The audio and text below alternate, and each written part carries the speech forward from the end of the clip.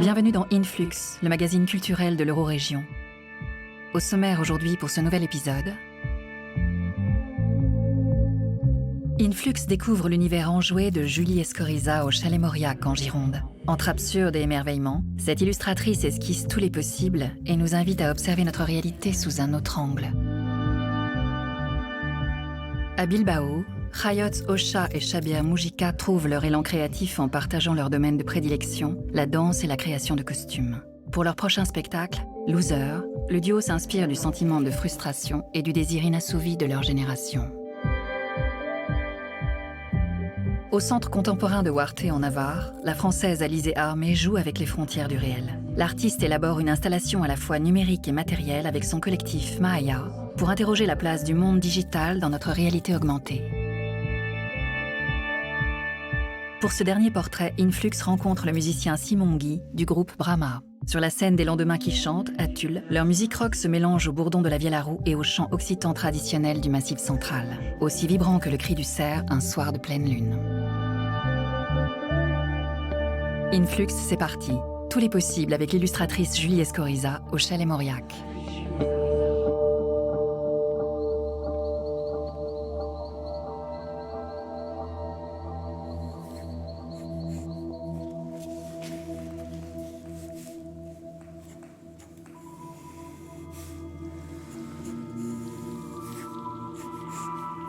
Être ou ne pas être.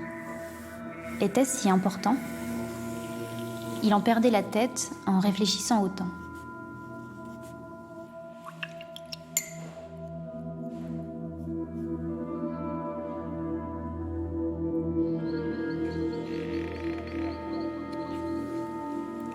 Absorbé par ses pensées, le poisson volant s'était trompé de côté en rejoignant les rangs.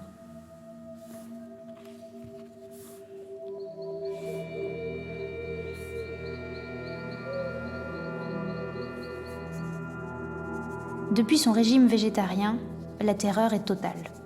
La plante carnivore est carrément devenue cannibale.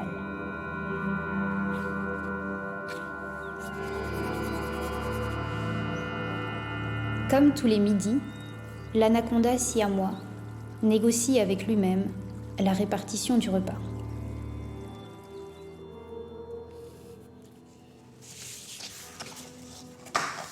Voilà, on voit bien la superposition. Donc, ce que j'ai peint sur cette feuille correspond à l'encre noire. Ce que j'ai peint ici correspond à l'encre verte. Je peins toujours en noir au départ, et c'est seulement au moment où je passe sur l'ordinateur que j'assigne la couleur en fait à mes éléments. C'est une technique que j'aime beaucoup parce que ça permet de décomposer mes images et de peindre des petits éléments que j'assemble ensuite sur l'ordinateur.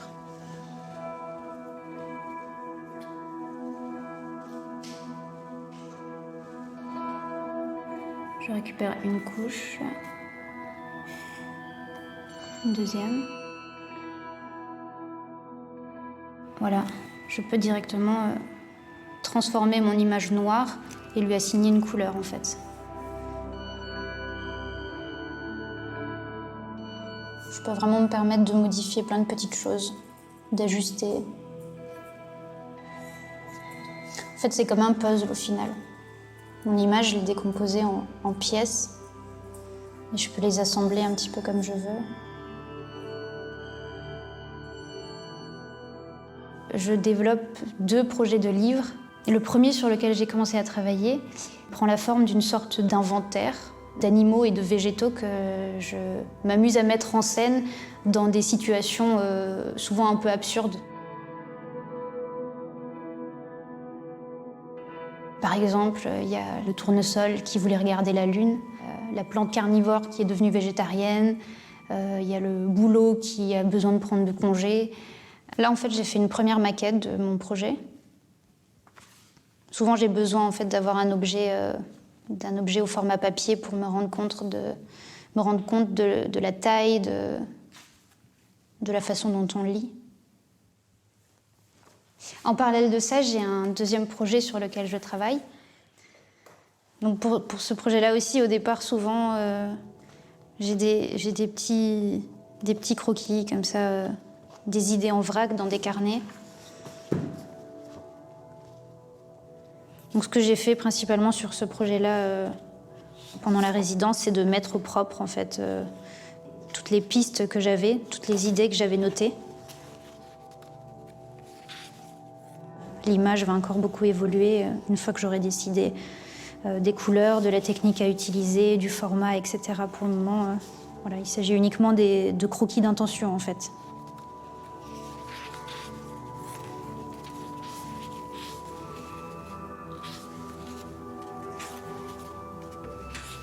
Souvent, c'est au moment où je trouve comme ça ce petit jeu, ce jeu de mots ou ce jeu graphique, que l'histoire apparaît.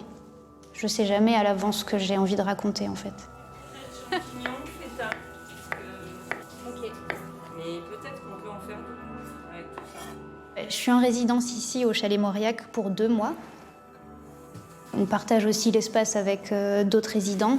Donc ça permet de rencontrer plein de monde, de faire des belles rencontres et puis aussi de partager des repas où on discute beaucoup de notre processus de création. Chacun a des façons de travailler différentes et donc c'est aussi très stimulant de pouvoir partager ça. Le chalet est entouré de ces grands arbres, ces grands pins qui sont assez majestueux. Et donc voilà, souvent ça me permet de m'aérer un peu, de réfléchir, de faire le tri dans les idées et puis parfois d'en trouver de nouvelles aussi puisque, en l'occurrence, mes projets sont au départ très basés sur l'observation des formes,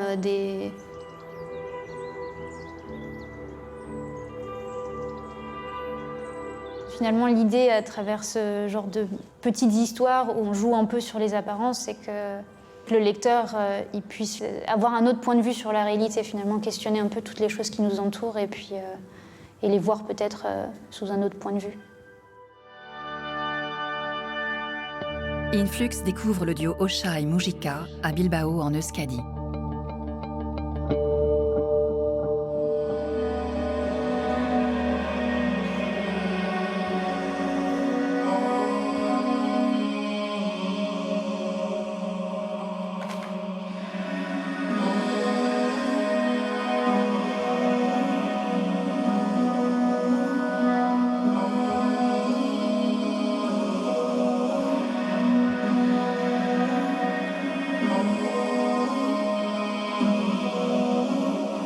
Dantzatzen hasi nintzenean, bai zela pixkat errealitatea hazteko edo egunerokotasuna hobetzeko modu bat edo, baina urteak pasa direla pixkat eraldatu dau eta orain momentu honetan niretzat dantza da zerbait kontatzeko edo mezu bat bidaltzeko dakadan tresna.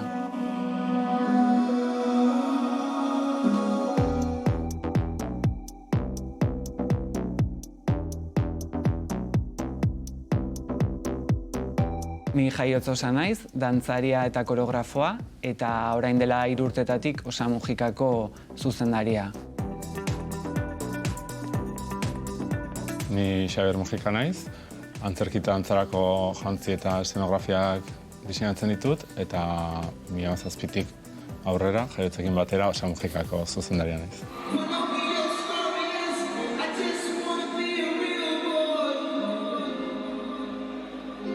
Pinocchio's story goes to be a real boy.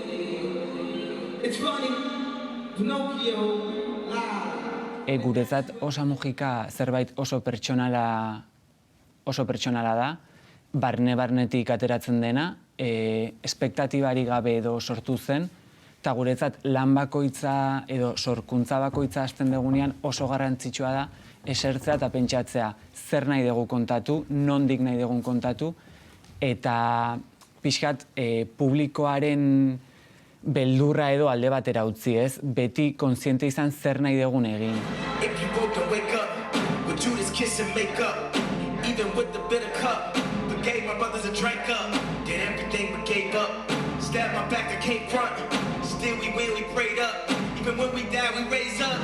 Ain't no wanting, no we need it. The powers that be, they've been greedy. We need ours by Normalean, dantza sorkuntzetan askotan mugimendutik hasten da prozesua, ez? Baina guretzat, gure unibertsoa bi sorkuntza mundutik edo datoz, alde batetik jantzigintza eta bestetik dantza. Beraz, askotan garrantzitsuago da guretzat mugimendua baino unibertsoa definitzea. Unibertsoa definitu, estetika, zer nahi digun kontatu mezua, guzti hori. Gero kendu eta igo... Ez kartel moduan ager, zuzera. Ah, bale.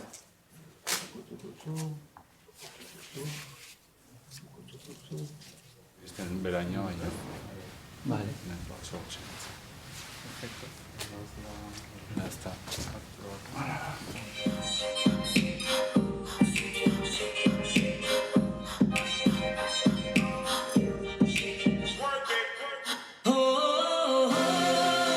Kontatu nahi genuen ideia oso argi genuen. Guretzat konturatzen ginen baigu eta bai gure inguruan gure belaunaldiak frustrazio, sentsazio bat edo bizitzen ari gehala, ez?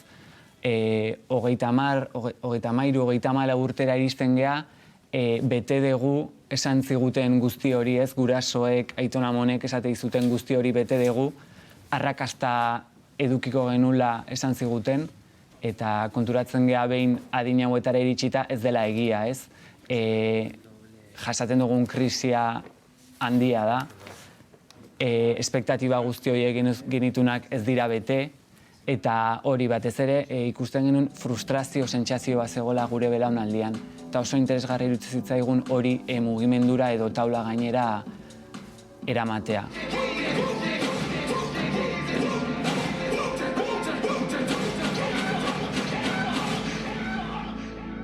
Genemakin denbora bat nahi genula musiko batekin lan egin, eta hori Gartxotekin lan egin daukazu hontan, oso esperientzia positiboa izan da, zeren, igual gairekin lotuta letrak proposatu dizkigu, baina musika berak sortu du, eta nola jungeran moldatzen pieza zituen beharretara, berak hasieran proposatutako abestietatik, izan da, orain arte landu ez genuen gauza bat, eta espero eguna hemendik aurrera lantzen jarraitza baita ere.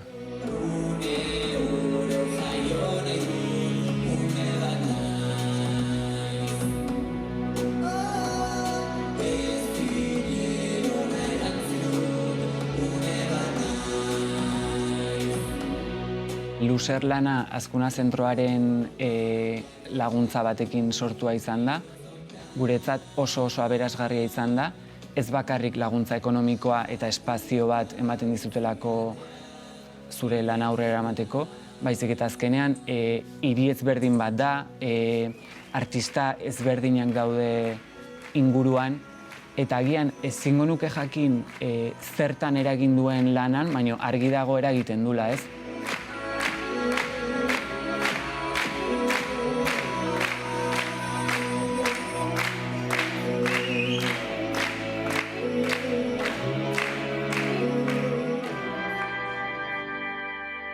Influx se transporte en Navarre dans la réalité augmentée de l'artiste Alizé Armé.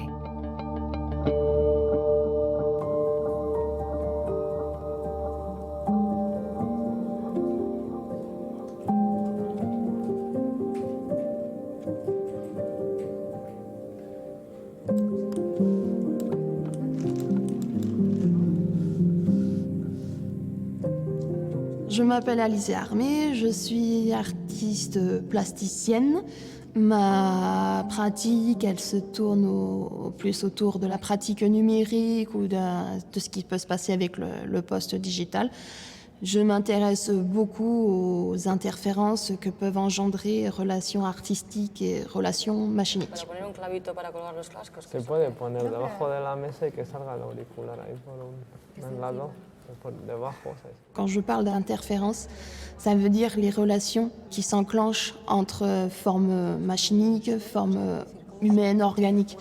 Et parce que je me pose la question, j'ai pas encore la réponse, mais c'est qu'il me semble, à mon avis, que nous ne sommes plus réellement des êtres humains, mais quelque chose après. Que ella monitores y se verá. Dos. Dos monitores, un proyector. ¿Los monitores al suelo o en peana? sueldo. Maya est un projet transfrontalier qui englobe 3 structures différentes. Donc ensuite, je fais partie des artistes qui participent à ce projet. Notre point de départ, ça a été d'activer une pièce d'un artiste français qui se nomme Yves Chadoué. On a essayé d'établir 3 centres différents. Donc un centre qui indique l'égalité de temps, l'égalité de distance et l'égalité géographique. Donc 3 villes sont apparues sur notre carte. Donc il y a eu Aria, Villabona et Oreo. Et donc à partir de ces 3 villes, on a fait des captures de sons, de vidéos, et ça fait une espèce de banque d'images, et on essaye de raconter les histoires qui se sont passées autour de ces rencontres.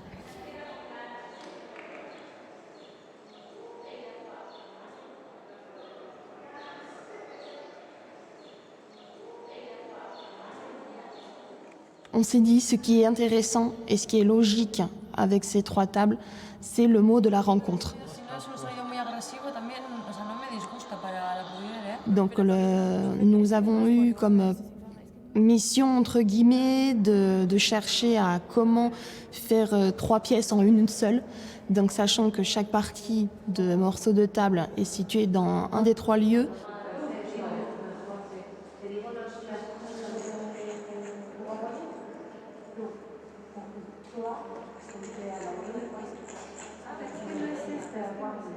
Es este.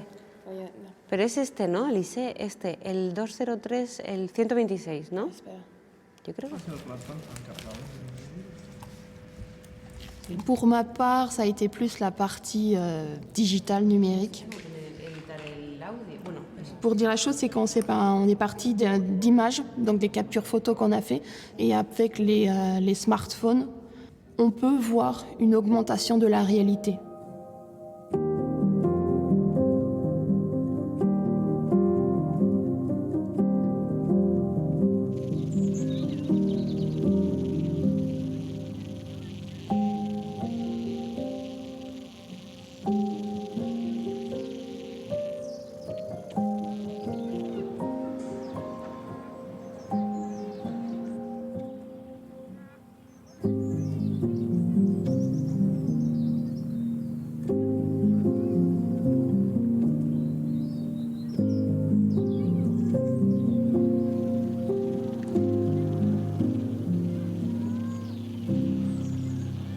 Bien, ce qui, on va dire, mes motivations pour participer à ce projet, elles sont...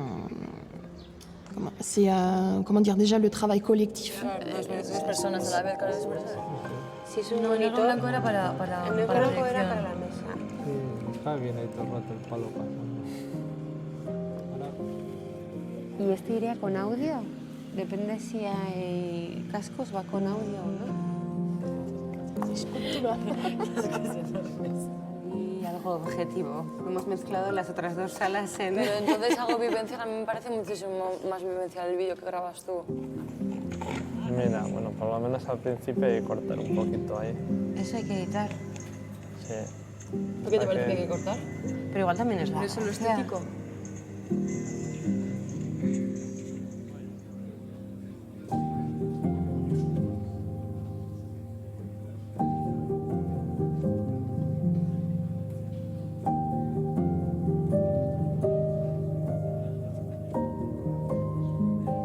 Il me semble qu'on est dans une société qui bouge beaucoup. On se pose beaucoup de questions sur ce que va être le futur. Même là, en tant qu'artiste, on se pose la question, est-ce qu'on va toujours être des artistes ou est-ce qu'on va être autre chose? Voilà, et c'est des questions qui sont très, très vivifiantes et enrichissantes, quoi. Pour ce dernier portrait, Influx répond à l'appel de la forêt avec la musique vibrante de Brahma.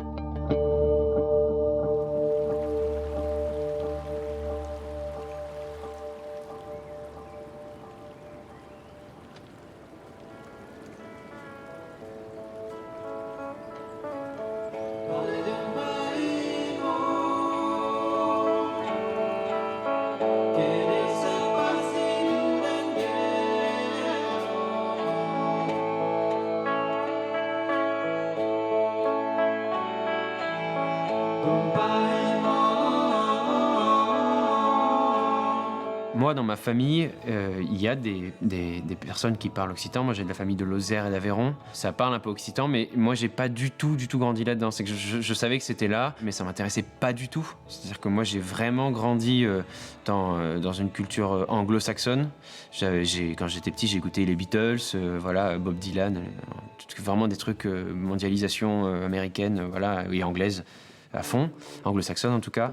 Et à un moment donné, en fait, j'y voyais plus trop de sens, quoi. Quand j'ai commencé à faire de la musique, je jouais du rock, je chantais en anglais et tout ça. Je suis parti vivre à l'étranger et quand je suis revenu, je me suis dit, je sais pas trop à quoi elle ressemble, la musique traditionnelle de chez moi. Donc je vais aller voir et je vais en faire, même si c'est pas bien. D'ailleurs, je me disais, même si j'écoute et que je trouve ça nul, je vais quand même en faire. Et en fait, c'est cool parce que j'ai trouvé ça plutôt bien, même très bien. Et donc du coup, j'ai beaucoup fait ça pendant plusieurs années. Et là, par contre, il y a un vrai discours sur la langue. Et j'ai rencontré plein de gens qui avaient un discours très savant, en fait, sur l'utilisation de la langue comme matériau politique. Là, tu m'as monté dans le retour en plus. Ouais. Et Paolo aussi. Ça. On voulait un nom en occitan, mais on voulait un nom qui ne fasse pas occitan. On voulait que ça soit de l'occitan, voilà, mais on voulait pas que ça s'affiche comme étendard, quoi, de on est un groupe, on chante en occitan, même si ça peut être une revendication. Voilà, on voulait y aller un peu poliment, en fait. Dans des poèmes qu'on lisait à l'époque de Marcel Delpastre, qui est une poétesse du Limousin, il y a dans ces poèmes ce mot qui revenait beaucoup et qui est donc le verbe bramer, brama, mais qui en français veut aussi dire bramer au passé, en fait.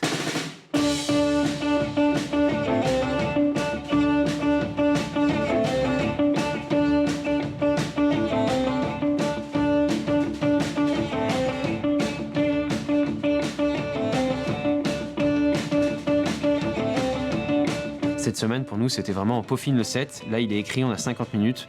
Et maintenant, c'est vraiment du détail de tel break, tel son. Et est-ce que je mets de la reverb à ce moment-là? Et est-ce que là, sur la voix, est-ce que tu peux pas monter juste là? Enfin voilà, on travaille beaucoup avec Alexis, qui nous fait le son sur cette résidence pour vraiment finaliser.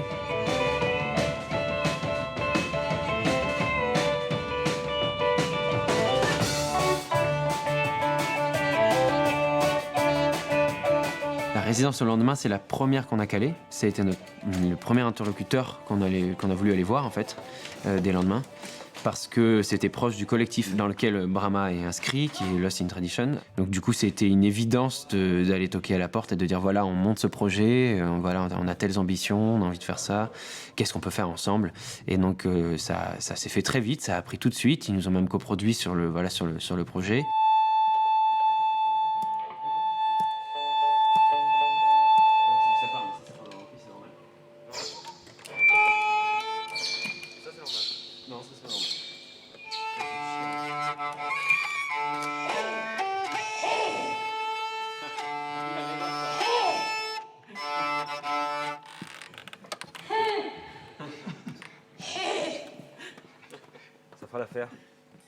Nous, avec Brahma, on a des contraintes, déjà, avec l'instrument que Baptiste joue, la vielle à roue.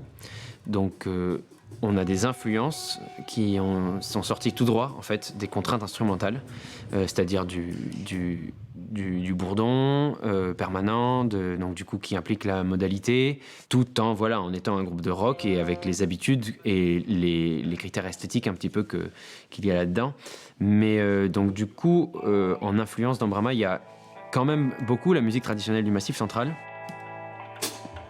Le travail avec la vielle à roue nous a beaucoup, a beaucoup conditionné les trucs qu'on est allé chercher aussi, quoi.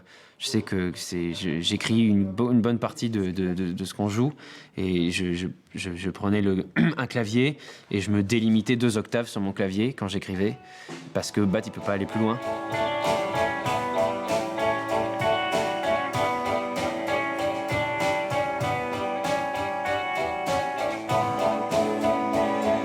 Donc voilà, il y a toujours cette espèce de truc de se renouveler avec des effets et tout ça, mais en ayant cette contrainte que voilà. Mais voilà, je répète contrainte en fait, mais nous on le voit pas du tout comme une contrainte. Au contraire, c'est super en fait. Ça nous a hyper servi à construire notre musique. Mais ouais, c'est vrai que ça peut être vu comme une. C'est pas un piano avec 8 octaves quoi.